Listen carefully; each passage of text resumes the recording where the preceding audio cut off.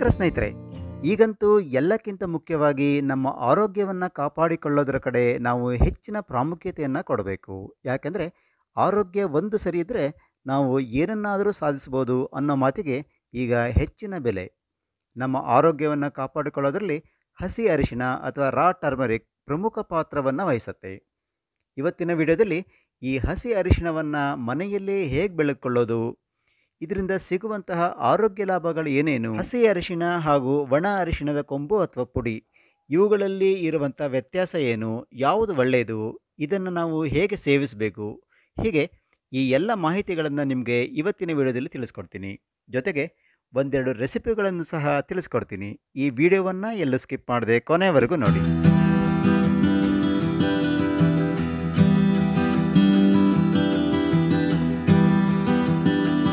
ಸ್ನೇಹಿತರೆ, ಈ ಸೀಸನ್ನಲ್ಲೇ ನಿಮಗೆ ಅರಿಶಿಣದ ಬೇರುಗಳು ಸಿಗೋದು. ಮನೆಯಲ್ಲೇ ಬೆಳೆಯೋರು ಒಂದೆರಡು ಪಾಟ್ಗಳಲ್ಲಿ ಈ ಅರಿಶಿಣವನ್ನು ಬೆಳೆಸ್ಕೊಂಡ್ರೆ ಇಡೀ ವರ್ಷಕ್ಕಾಗುವಷ್ಟು ಅರಿಶಿಣ ಕೊಂಬುಗಳನ್ನು ನೀವು ಬೆಳೆಸ್ಕೊಳ್ಬೋದು. ನೋಡಿ, ಇಲ್ಲಿ ನಮ್ಮ ಮನೆಯ ಪಾಟ್ಗಳಲ್ಲಿ ಬೆಳೆದಿರುವಂತಹ ಅರಿಶಿಣವನ್ನು ನಿಮಗೆ ತೋರಿಸ್ತಾ ಇದ್ದೀನಿ. ಇದೀಗ ಎಲ್ಲ ಎಲೆಗಳು ಒಣಗಿ ಅರಿಶಿಣ ಕೊಂಬು ಮಣ್ಣಿನಲ್ಲಿ ಚೆನ್ನಾಗಿ ಬೆಳೆದಿರುತ್ತೆ.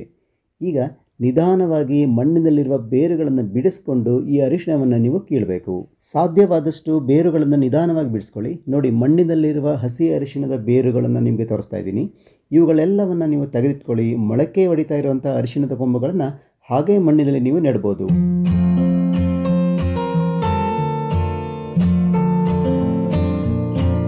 ಹೀಗೆ ಸಿದ್ಧ ಆಗಿರುವಂತಹ ಈ ಮಣ್ಣಿಗೆ ಮೊಳಕೆ ಬಂದಂತಹ ಬೇರುಗಳನ್ನು ನಾವು ನೆಡ್ಬೋದು. ಇನ್ನು 1 ವರ್ಷದಲ್ಲಿ ಪುನಃ ನಿಮಗೆ ಈ ಹಸಿ ಅರಿಶಿಣದ ಕೊಂಬು ಉಪಯೋಗಕ್ಕೆ ಸಿದ್ಧ ಆಗುತ್ತೆ. ಈ ಮಣ್ಣಿಗೆ ನಾನು ಈಗಲೇ ವರ್ಮಿ ಕಾಂಪೋಸ್ಟನ್ನು ಸಹ ಸೇರಿಸ್ತಾ ಇದ್ದೀನಿ. ಇದೇ ಸಮಯದಲ್ಲಿ ನೀವು ಮಣ್ಣಿನ ಕೆಳಭಾಗದಲ್ಲಿರುವಂಥ ಹೋಲ್ಗಳನ್ನು ಪರೀಕ್ಷೆ ಮಾಡಬೇಕು. ಒಂದು ವೇಳೆ ಅದು ಕಟ್ಕೊಂಡಿದ್ರೆ ನೀರು ಹೊರಗಡೆ ಹೋಗದೆ ಬೇರುಗಳು ಕೊಳೆಯುವಂಥ ಸಾಧ್ಯತೆ ಇರುತ್ತೆ. ಆದ್ದರಿಂದ ಇದನ್ನು ಸ್ವಲ್ಪ ಚೆನ್ನಾಗಿ ನೀವು ಬಿಡಿಸಬೇಕು. ಬನ್ನಿ ಸ್ನೇಹಿತರೆ, ಈಗ 2 ಪಾಟ್ಗಳಲ್ಲಿ ಬೆಳೆದಿರುವಂತಹ ಈ ಹಸಿ ಅರಿಶಿಣವನ್ನು ನಿಮಗೆ ತೋರಿಸ್ತೀನಿ. ಮೇಲ್ಗಡೆ ಇರುವಂತಹ ಒಣಗಿದ ಎಲೆಗಳನ್ನು ನೀವು ಕಟ್ ಮಾಡಿ ತೆಗೆದುಬಿಡೋದು ಒಳ್ಳೆಯದು.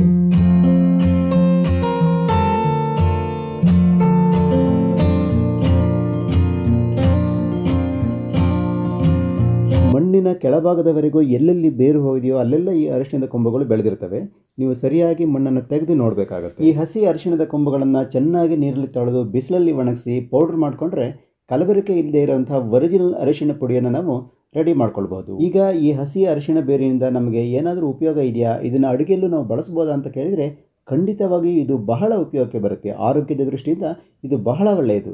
ಈ ವಿಡಿಯೋದಲ್ಲಿ ಇದನ್ನು ಉಪಯೋಗಿಸಿ ತಯಾರಿಸಿರುವಂಥ ಒಂದೆರಡು ರೆಸಿಪಿಗಳನ್ನು ಸಹ ನಾನು ನಿಮಗೆ ಇವತ್ತು ತೋರಿಸ್ಕೊಡ್ತಾ ಇದ್ದೀನಿ.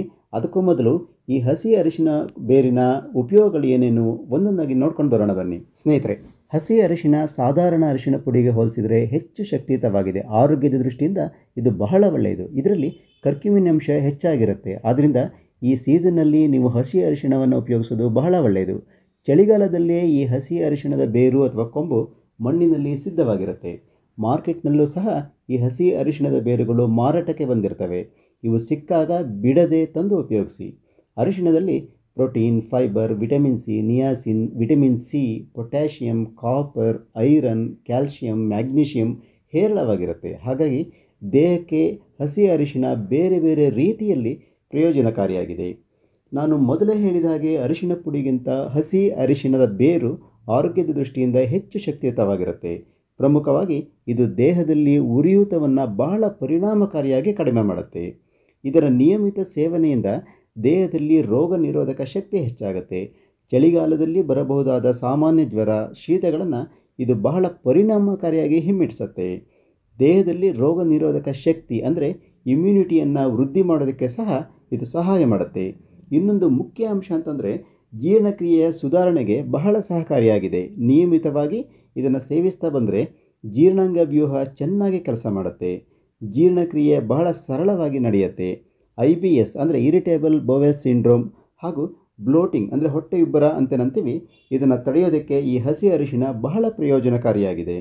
ಹಸಿ ಅರಿಶಿಣ ನಮ್ಮ ದೇಹದ ಚರ್ಮಕ್ಕೆ ಹೊಳಪನ್ನು ನೀಡುವಲ್ಲಿ ಹೆಚ್ಚು ಪರಿಣಾಮಕಾರಿಯಾಗಿದೆ. ಚರ್ಮಕ್ಕೆ ಸಂಬಂಧಿಸಿದ ತೊಂದರೆಗಳನ್ನು ನಿವಾರಿಸಿ ನೈಸರ್ಗಿಕವಾಗಿ ಚರ್ಮಕ್ಕೆ ಹೊಳಪನ್ನು ನೀಡುತ್ತೆ. ಹಸಿ ಅರಿಶಿಣದ ನಿಯಮಿತ ಸೇವನೆ ಕ್ಯಾನ್ಸರ್ನಂತಹ ಮಾರಣಾಂತಿಕ ಕಾಯಿಲೆಯನ್ನು ದೂರ ಮಾಡುವಲ್ಲಿ ಬಹಳ ಪರಿಣಾಮಕಾರಿಯಾಗಿದೆ. ಇದರಲ್ಲಿರೋ ಕರ್ಕ್ಯುಮಿನ್ ಕ್ಯಾನ್ಸರ್ ಕಾರಕ ಕೋಶಗಳನ್ನು ನಾಶ ಮಾಡೋದಕ್ಕೆ ಬಹಳ ಸಹಕಾರಿಯಾಗಿದೆ. ಹಸಿ ಅರಿಶಿನ ಬೇರಿನ ಸೇವನೆ ದೇಹದಲ್ಲಿ ಕೊಲೆಸ್ಟ್ರಾಲ್ ಶೇಖರಣೆಯನ್ನು ತಡೆಯುತ್ತೆ ಹಾಗೂ ಹೃದಯಕ್ಕೆ ಸಂಬಂಧಿಸಿದ ಕಾಯಿಲೆಗಳನ್ನು ದೂರ ಮಾಡುವಲ್ಲಿ ಬಹಳ ಸಹಕಾರಿಯಾಗಿದೆ. ಹಸಿ ಅರಿಶಿಣದ ಸೇವನೆಯಿಂದ ದೇಹದಲ್ಲಿ ಉಂಟಾಗುವ ಫ್ರೀ ರ್ಯಾಡಿಕಲ್ಸ್ಗಳು ತಟಸ್ಥಗೊಳ್ತವೆ. ಹಾಗಾಗಿ ಇದನ್ನು ಅತ್ಯುತ್ತಮ ಆ್ಯಂಟಿ ಆಕ್ಸಿಡೆಂಟ್ ಅಂತ ಹೇಳ್ಬೋದು. ಹುಳುಕು ಹಲ್ಲು, ಹಲ್ಲು ನೋವು, ವಸಡಿನ ಸಮಸ್ಯೆ ಮೊದಲಾದ ಹಲ್ಲಿನ ಸಮಸ್ಯೆಗಳಿಗೆ ಈ ಹಸಿ ಅರಿಶಿನ ಪರಿಹಾರವನ್ನು ನೀಡುತ್ತೆ. ಹಾಗಾಗಿ ಅರಿಶಿಣದಿಂದ ಟೂತ್ಪೇಸ್ಟನ್ನು ಸಹ ತಯಾರು ಮಾಡ್ತಾರೆ. ಮೂತ್ರಪಿಂಡ ಹಾಗೂ ಲಿವರ್ನ ಆರೋಗ್ಯಕ್ಕೆ ಹಸಿ ಅರಿಶಿಣದ ಬೇರು ಬಹಳ ಉಪಯೋಗಕಾರಿ. ಲಿವರನ್ನು ಡಿಟಾಕ್ಸಿಫೈ ಮಾಡುವಲ್ಲಿ ಇದು ಪ್ರಯೋಜನಕಾರಿಯಾಗಿ ಕೆಲಸ ಮಾಡುತ್ತೆ. ಲಿವರ್ನಲ್ಲಿ ಫ್ಯಾಟ್ ಶೇಖರಣೆಯನ್ನು ತಡೆಯುವಲ್ಲಿ ಇದು ಬಹಳ ಉಪಯೋಗಕಾರಿ. ಆದ್ದರಿಂದ ಫ್ಯಾಟ್ ಲಿವರ್ ಟ್ರೀಟ್ಮೆಂಟ್ನಲ್ಲಿ ಇದನ್ನು ಬಳಸ್ತಾರೆ. ಮೆದುಳಿನ ಆರೋಗ್ಯಕ್ಕೂ ಕೂಡ ಹಸಿ ಅರಿಶಿಣ ಬಹಳ ಒಳ್ಳೆಯದು. ಆಲ್ಝೈಮರ್ ಕಾಯಿಲೆಯನ್ನು ತಡೆಯುವಲ್ಲಿ ಇದರ ಬಳಕೆ ಹೆಚ್ಚಿನ ಪ್ರಯೋಜನಕಾರಿಯಾಗಿದೆ. ಇದರಲ್ಲಿ ಆ್ಯಂಟಿ ಬ್ಯಾಕ್ಟೀರಿಯಲ್, ಆ್ಯಂಟಿವೈರಲ್, ಆ್ಯಂಟಿ ಏಜಿಂಗ್ ಪ್ರಾಪರ್ಟೀಸ್ ಸಹ ಇರೋದರಿಂದ ಅತ್ಯಗತ್ಯ ಮೆಡಿಸಿನಲ್ ಪ್ರಾಪರ್ಟೀಸ್ ಅಂತಂದರೆ ಔಷಧೀಯ ಗುಣಗಳನ್ನು ಈ ಹಸಿ ಅರಿಶಿಣ ಹೊಂದಿದೆ. ಸ್ನೇಹಿತರೆ, ಹಾಗಾದರೆ ಈ ಹಸಿ ಅರಿಶಿಣವನ್ನು ನಾವು ಹೇಗೆ ಉಪಯೋಗಿಸಬಹುದು? ಗೋಲ್ಡನ್ ಮಿಲ್ಕ್ ಅನ್ನೋ ಅದ್ಭುತ ಆಯುರ್ವೇದ ಪೇಯವನ್ನು ಈ ಹಸಿ ಅರಿಶಿಣದಿಂದ ತಯಾರು ಮಾಡ್ತಾರೆ. ಇದಕ್ಕಾಗಿ ಹಾಲು, ಅರಿಶಿಣ, ತುಪ್ಪ ಮತ್ತು ಬೆಲ್ಲವನ್ನು ಸೇರಿಸಿ ಈ ಗೋಲ್ಡನ್ ಮಿಲ್ಕನ್ನು ತಯಾರು ಮಾಡ್ತಾರೆ. ಇದು ಆರೋಗ್ಯದ ದೃಷ್ಟಿಯಿಂದ ಬಹಳ ಒಳ್ಳೆಯ ಡ್ರಿಂಕ್ ಆಗಿದೆ ಹಾಗೂ ರುಚಿಕರವಾಗಿ ಕೂಡ ಇರುತ್ತೆ. ಸ್ನೇಹಿತರೆ, ಈಗ ಈ ಹಸಿ ಅರಿಶಿಣದಿಂದ ಒಂದೆರಡು ರೆಸಿಪಿಗಳನ್ನು ಹೇಗೆ ತಯಾರು ಮಾಡೋದು ನೋಡೋಣ ಬನ್ನಿ. ಮೊದಲಿಗೆ ಈ ಹಸಿ ಅರಿಶಿಣ ಕೊಂಬಿನಿಂದ ಉಪ್ಪಿನಕಾಯನ್ನು ಹೇಗೆ ತಯಾರು ಮಾಡೋದು ಅಂತ ನೋಡೋಣ. ಇದಕ್ಕೆ ನಿಮಗೆ ಬೇಕಾಗಿರೋದು ಹಸಿ ಅರಿಶಿಣ ಕೊಂಬು ಸುಮಾರು ಒಂದು 250 ಗ್ರಾಮ್, ಶುಂಠಿ ಒಂದು 100 ಗ್ರಾಮ್, ಹಸಿ ಮೆಣಸಿನಕಾಯಿ 5ರಿಂದ 6, ಒಂದು ಬೆಳ್ಳುಳ್ಳಿ ಹಾಗೂ ಒಂದು 2-3 ನಿಂಬೆಹಣ್ಣು, ಒಂದು ಅರ್ಧ ಕಪ್ನಷ್ಟು ಈ ನಿಂಬೆ ರಸ ಬೇಕಾಗತ್ತೆ. ಈಗ ಈ ಅರಿಶಿಣ ಕೊಂಬು ಮತ್ತು ಶುಂಠಿಯನ್ನು ಚೆನ್ನಾಗಿ ತೊಳೆದು ಸಿಪ್ಪೆಯನ್ನು ತೆಗೆದು ಬೇರೆ ಬೇರೆಯಾಗಿ ಸಣ್ಣದಾಗಿ ಹೆಚ್ಚಿಕೊಳ್ಬೇಕು.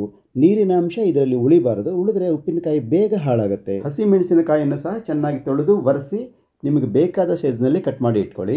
ಇನ್ನು ಇದರ ಮಸಾಲೆಗೆ ಬೇಕಾದ ಸಾಮಾನು ಅಂತಂದರೆ ಧನಿಯಾ ಅಂದರೆ ಕೊತ್ತಂಬರಿ ಕಾಳು 2ರಿಂದ 3 ಸ್ಪೂನ್, ಕಾಳು ಮೆಣಸು 1 ಸ್ಪೂನ್, ಮೆಂತ್ಯ ಕಾಳು 1 ಸ್ಪೂನ್, ಆಮೇಲೆ ಸಾಸಿವೆ 1 ಸ್ಪೂನ್. ಈಗ ಈ ಸಾಸಿವೆನ ಒಂದು ಬಾಣಲೆಯಲ್ಲಿ ಹುರ್ಕೊಳ್ಳಿ. ಚಟಪಟ ಸೌಂಡ್ ಬರೋವರೆಗೆ ಇದನ್ನ ಹುರ್ಕೊಂಡ್ರೆ ಸಾಕು. ನಂತರ ಧನಿಯಾ, ಮೆಂತೆ, ಕಾಳು ಮೆಣಸನ್ನು ಹಾಕಿಬಿಟ್ಟು ಇದನ್ನು ಸಹ ಒಂದು 2 ನಿಮಿಷ ಈ ಬಾಣಲೆಯಲ್ಲಿ ಹುರ್ಕೊಳ್ಬೇಕು. ನಂತರ ಇದನ್ನು ಮಿಕ್ಸಿಯಲ್ಲಿ ಹಾಕಿ ಗ್ರೈಂಡ್ ಮಾಡ್ಕೊಳ್ಬೇಕು. ಮೊದಲು ಧನಿಯಾ, ಮೆಂತೆ, ಕಾಳು ಮೆಣಸನ್ನು ಪುಡಿ ಮಾಡ್ಕೊಳ್ಳಿ. ನಂತರ ಸಾಸಿವೆಯನ್ನು ಸೇರಿಸಿ ಗ್ರೈಂಡ್ ಮಾಡ್ಕೊಳ್ಳಿ. ಇದು ಹೆಚ್ಚು ನೈಸ್ ಆಗೋದು ಬೇಡ, ಸ್ವಲ್ಪ ಗ್ರೈಂಡ್ ಆದರೆ ಸಾಕು. ಈ ರೀತಿ ಪುಡಿಯನ್ನು ತಯಾರು ಮಾಡಿ ಇಟ್ಕೊಳ್ಳಿ. ಈಗ ಬಾಣಲೆಗೆ 4ರಿಂದ 5 ಟೀ ಸ್ಪೂನ್ ಎಣ್ಣೆಯನ್ನು ಹಾಕ್ಕೊಳ್ಳಿ. ಇದಕ್ಕೆ ಹೆಚ್ಚಿಟ್ಟುಕೊಂಡಿರುವಂತಹ ಶುಂಠಿ ಆಮೇಲೆ ಬೆಳ್ಳುಳ್ಳಿಯನ್ನು ಸೇರಿಸಿ ಒಂದು 3-4 ನಿಮಿಷ ಹೀಗೆ ಫ್ರೈ ಮಾಡಬೇಕು.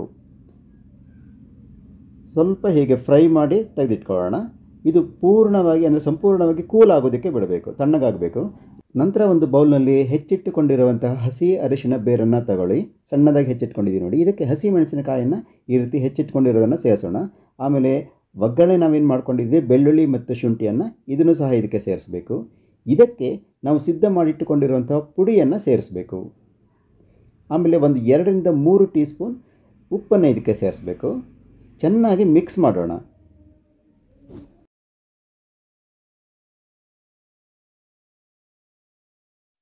ಚೆನ್ನಾಗಿ ಮಿಕ್ಸ್ ಆದಮೇಲೆ ಇದಕ್ಕೆ ನಿಂಬೆ ರಸವನ್ನು ಸೇರಿಸಬೇಕು. ಒಂದು ಅರ್ಧ ಕಪ್ನಷ್ಟು ನಿಂಬೆ ರಸವನ್ನು ನಾವು ಇದಕ್ಕೆ ಸೇರಿಸಬೇಕು. ಸೇರಿಸಿ ಮತ್ತೆ ಚೆನ್ನಾಗಿ ಮಿಕ್ಸ್ ಮಾಡಬೇಕು. ಇದನ್ನು 1-2 ದಿನ ಸೆಟ್ ಆಗೋದಕ್ಕೆ ಬಿಡಬೇಕು. ಇದು ಹೆಚ್ಚು ದಿನ ಬಾಳಿಕೆ ಬರಬೇಕಂತಂದರೆ ಉಪ್ಪು ಮತ್ತು ಎಣ್ಣೆಯನ್ನು ಹೆಚ್ಚು ಪ್ರಮಾಣದಲ್ಲಿ ನಾವು ಸೇರಿಸಬಹುದು. ಇದು ತುಂಬ ರುಚಿಕರವಾಗಿರುತ್ತೆ ಮತ್ತು ಆರೋಗ್ಯಕ್ಕೆ ತುಂಬಾ ಒಳ್ಳೆಯದು.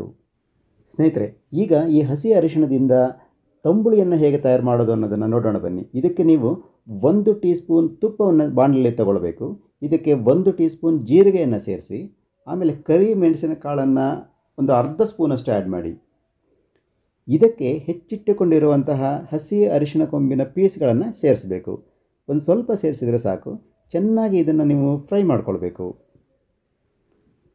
ನೋಡಿ, ಈ ಅರಿಶಿಣದ ಪೀಸ್ಗಳೇನಿದ್ದಾವೆ ಇವು ಶ್ರಿಂಕ್ ಆಗಬೇಕು. ನೋಡಿ, ಈ ರೀತಿ ಶ್ರಿಂಕ್ ಆದಾಗ ಇದು ಸಿದ್ಧವಾಗಿರುತ್ತೆ. ಇದನ್ನು ಒಂದು ಮಿಕ್ಸಿಗೆ ಹಾಕ್ಕೊಂಡು ಇದಕ್ಕೆ ಒಂದು ಅರ್ಧ ಕಪ್ನಷ್ಟು ತೆಂಗಿನಕಾಯಿ ತುರಿಯನ್ನು ಸೇರಿಸಿ ಒಂದು ಅರ್ಧ ಚಮಚ ಉಪ್ಪನ್ನು ಸೇರಿಸಿ ಮಿಕ್ಸಿ ಮಾಡ್ಕೊಳ್ಳಿ. ಇದಕ್ಕೆ ನೀವು ಒಂದು ಅರ್ಧ ಕಪ್ನಷ್ಟು ಮೊಸರನ್ನು ಸೇರಿಸಿ ಒಂದು ಅರ್ಧ ಕಪ್ನಷ್ಟು ನೀರನ್ನು ಸೇರಿಸಿ ಮತ್ತೆ ಚೆನ್ನಾಗಿ ಗ್ರೈಂಡ್ ಮಾಡ್ಕೊಳ್ಳಿ. ಇದಕ್ಕೆ ಸಾಸಿವೆ ಹಾಗೂ ಕರಿಬೇವಿನ ಸೊಪ್ಪಿನ ಒಗ್ಗರಣೆಯನ್ನು ಸೇರಿಸ್ಕೊಂಡ್ರೆ ತುಂಬ ರುಚಿಕರವಾದ ಮತ್ತು ಆರೋಗ್ಯಕರವಾದ ತಂಬುಳಿ ರೆಡಿ ಆಗುತ್ತೆ. ನೋಡಿದ್ರಲ್ಲ ಫ್ರೆಂಡ್ಸ್, ಈ ವಿಡಿಯೋ ನಿಮಗೆ ಹೇಗೆ ಅನಿಸ್ತು? ಇಷ್ಟ ಆದಲ್ಲಿ ಒಂದು ಲೈಕ್ ಕೊಡಿ, ಕಾಮೆಂಟ್ ಮಾಡಿ ಹಾಗೂ ಈ ವಿಡಿಯೋವನ್ನು ಶೇರ್ ಮಾಡಿ. ಜೊತೆಗೆ ಜ್ಞಾನ ವಿಜ್ಞಾನ ಚಾನಲ್ಗೆ ಸಬ್ಸ್ಕ್ರೈಬ್ ಆಗಿ ಪಕ್ಕದಲ್ಲಿರುವ ಬೆಲ್ ಐಕಾನನ್ನು ಪ್ರೆಸ್ ಮಾಡಿ. ಇದರಿಂದ ನಾನು ರಿಲೀಸ್ ಮಾಡುವಂಥ ಎಲ್ಲ ವಿಡಿಯೋಗಳ ನೋಟಿಫಿಕೇಷನ್ ನಿಮಗೆ ಸಿಗುತ್ತೆ. ಹೊಸದೊಂದು ವಿಡಿಯೋದೊಂದಿಗೆ ಮತ್ತೆ ಸಿಗ್ತೀನಿ. ಅಲ್ಲಿವರೆಗೂ ಬೈ ಬಾಯ್.